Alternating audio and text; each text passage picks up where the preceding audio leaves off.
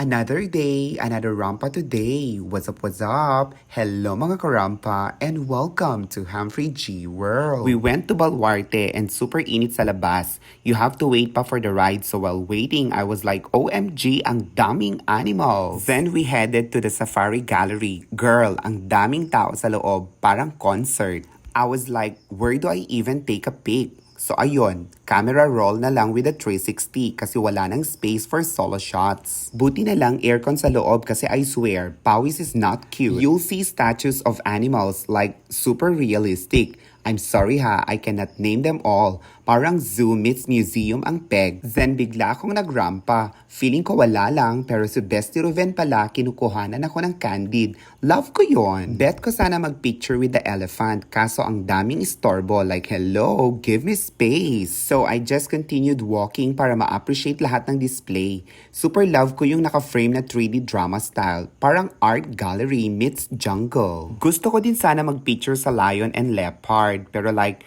baka lamunin pa ako so pass muna. Then we moved to another location and guess what? Nandun yung mga best friend kong ahas like, hi mga sis, long time no see. O siya, makikipagplastikan muna ako sa mga ahas na yan.